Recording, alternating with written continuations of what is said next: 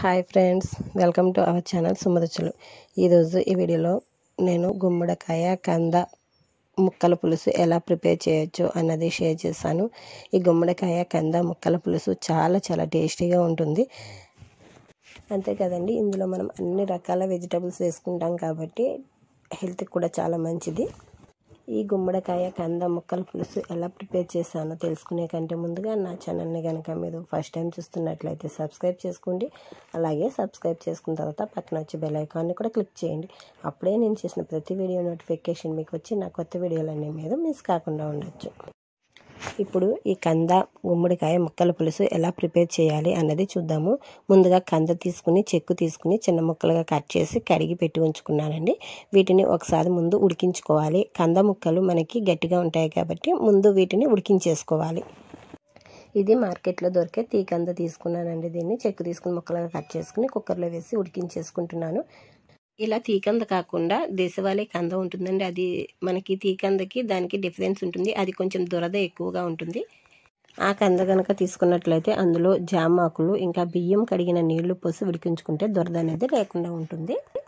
ఇలా కంద ముక్కలు కుక్కర్లో వేసుకుని అవి ములిగేరాక నీళ్లు పోసుకుని మూత పెట్టేసి విజిల్ పెట్టుకుని ఒక 2 విజిల్స్ వచ్చే వరకు ఉడికించుకోవాలండి.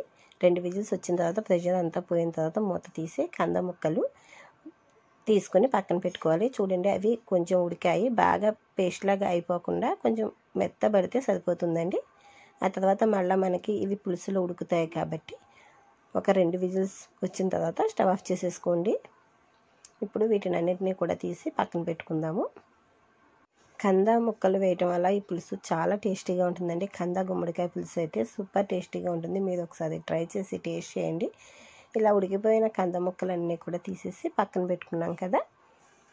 గుమ్మడికాయ ముక్కలు చెక్కు తీసుకుని మనకి కావలసిన సైజులో ముక్కలాగా కట్ చేసి పెట్టి ఉంచుకోవాలి. గుమ్మడికాయ ముక్కలకి చెక్కు ఎప్పుడు కూడా మనం పూర్తిగా తీసేయకూడదండి. అక్కడ కొంచెం వెనకాల పెచ్చి ఉంటేనే గుమ్మడికాయ టేస్ట్ అనేది బాగుంటుంది. అలాగే ముక్కలు టేస్ట్ అయిపోకుండా ఉంటాయి అన్నమాట. కాబట్టి అలా అక్కడక్కడ కొంచెం తొక్క ఉండకుండా చెక్కుకోవాలి. అలాగే చిలకడదుంప ముక్కలు కూడా చెక్కు తీసుకుని కట్ చేసి వాటర్లో వేసి ఉంచుకున్నానండి. ఇలా వాటర్లో వేసి ఉంచుకోవడం వల్ల చిలకడదుంప ముక్కలు అనేవి మనకి నల్లగా అయిపోకుండా ఉంటాయి. అలాగే ముల్లంగి దుంపలు కట్ చేసుకున్నాను. అలాగే ములక్కాడ కూడా కట్ చేసి పక్కన పెట్టుకున్నాను. ఇప్పుడు ముందుగా మనం చింతపండు నానబెట్టుకోవాలండి. పులుసు కోసం మనకి పులుపుకి సరిపడా చింతపండు తీసుకుని కొంచెం నీళ్లు పోసుకొని నానబెట్టి పక్కన పెట్టి ఉంచుకోవాలి. అప్పుడు మనకి పులుసు తీసుకోవడానికి ఈజీగా వస్తుంది. ఇప్పుడు స్టవ్ పైన ప్యాన్ పెట్టుకుని 1 స్పూన్ ఆయిల్ వేసుకున్నాను. అలాగే మనం కట్ చేసి పెట్టి ఉంచుకున్న గుమ్మడికాయ ముక్కలు వేసుకున్నాను. ముల్లంగి ముక్కలు ములక్కాడ కూడా వేసేసుకున్నాను. చిలకడదుంప ముక్కలు కూడా వాటర్ తీసేసి ఆ చిలకడదుంప ముక్కలు కూడా వేసేసుకున్నాను. ఇవన్నీ ఒకసారి మిక్స్ చేసుకుని ఒక 2 నిమిషాల పాటు మగ్గనివ్వాలి. మనం ఇందులో ఏ వెజిటబుల్స్ కావాలన్నా వేసుకోవచ్చండి. వంకాయ బెండకాయ కూడా యాడ్ చేసుకోవచ్చు. ఆనపకాయ ముక్కలు కూడా వేసుకోవచ్చు. నేనైతే ఇవి మాత్రం వేసుకున్నాను. అలాగే ఇందులో కొంచెం పసుపు వేసుకున్నాను. ఇప్పుడు ఇందులో సరిపడా సాల్ట్ కూడా వేసేసుకుంటున్నాను. అలాగే కొంచెం బెల్లం కూడా వేసుకోవాలండి. తీపి కోసం మీకు బెల్లం ఎంత కావాలి అన్నది చూసుకుని వేసుకోండి. ఇప్పుడు మనం ముందుగా నానబెట్టి ఉంచుకున్న చింతపండును పులుసులాగా తీసుకుని ఈ ముక్కల్లో వేసుకోవాలండి. మనం చింతపండు పులుసు అనేది పల్చగా తీసుకోవాలి. ఇది పులుసు కాబట్టి చింతపండు పులుసు అనేది పల్చగా తీసుకుంటే పులుసు టేస్టీగా ఉంటుంది. ఇప్పుడు ఇందులో ముక్కలన్నీ కూడా ములిగేలాగా నీళ్లు పోసుకుందాము. ఇలా అన్నీ వేసిన తర్వాత ఒక చెంచా పచ్చి మెంతులు ఇందులో వేసుకోవాలండి. ఇలా ఈ మెంతులు వేయటం వల్ల పులుసు అనేది ఫ్లేవర్ చాలా టేస్టీగా ఉంటుంది. ఈ మెంతులు కూడా ఉడికి పుల్లగా ఉంటాయి. ఇప్పుడు ఇందులో మనం ముందుగా ఉడికించుకున్న కంద ముక్కలు కూడా యాడ్ చేసేసుకుందామండి. కంద ముక్కలు యాడ్ చేసేసిన తర్వాత మూత పెట్టేసి ఒక 2 విజిల్స్ వచ్చే వరకు ఉడికించుకుంటే మనకి పులుసు అనేది రెడీ అయిపోతుందండి. విజిల్ వచ్చి ప్రెషర్ అంతా పోయిన తర్వాత పులుసు తీసుకున్నానండి.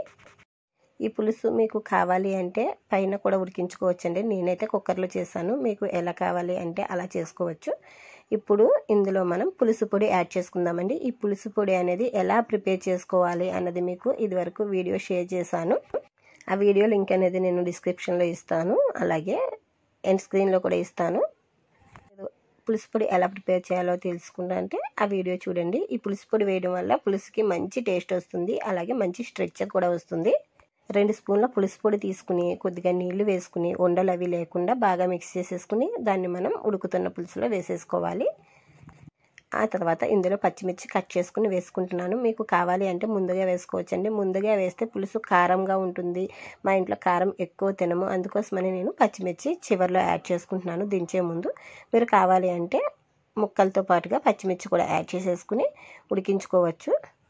ఇవన్నీ వేసిన తర్వాత బాగా ఒకసారి మిక్స్ చేసుకుని ఈ పులుసును ఒక 2-3 నిమిషాల పాటు బాగా ఉడకనివ్వాలి. ఇది ఉడుకుతుండగా వేరే స్టవ్ మీద పోపు పెట్టుకుందాము. పోపు కోసం స్టవ్ పైన ప్యాన్ పెట్టుకుని వేడి చేసుకున్నాను. అందులో 1 స్పూన్ ఆయిల్ వేసుకున్నాను. అలాగే 1/2 స్పూన్ ఆవాలు, కొద్దిగా మెంతులు, కొంచెం జీలకర్ర వేసుకున్నాను. అలాగే ఎండుమిర్చి ముక్కలు కూడా వేసుకుంటున్నాను. ఇది బాగా ఫ్రై చేసుకోవాలి. పోపు అంతా వేగిపోయిన తర్వాత ఇందులో కరివేపాకు కూడా వేసుకోవాలి. కరివేపాకు లేతగా ఉందని రెమ్మలతో పాటు వేసేసానండి నేను. ఇప్పుడు ఈ పోపు వేగిపోయిన తర్వాత స్టవ్ ఆఫ్ చేసేసి ఉడుకుతున్న పులుసులో ఈ పోపు యాడ్ చేసేసుకోవాలి. ఆ తర్వాత చివరిగా పైనుండి కొత్తిమీర వేసుకుంటే మంచి ఫ్లేవర్తో సూపర్ టేస్ట్తో గుమ్మడికాయ కంద పులుసు అయితే రెడీ అయిపోయిందండి. ఈ వీడియో మీకు నచ్చితే లైక్ చేసి మీ ఫ్రెండ్స్ అందరికీ షేర్ చేయండి. అలాగే ఇటువంటి simple and tasty and healthy recipes కోసం నా ఛానల్ని సబ్స్క్రైబ్ చేసుకోండి. ఈ వీడియో మీకు నచ్చితే లైక్ చేసి మీ ఫ్రెండ్స్ అందరికీ షేర్ చేయండి. Thank you friends for watching my video.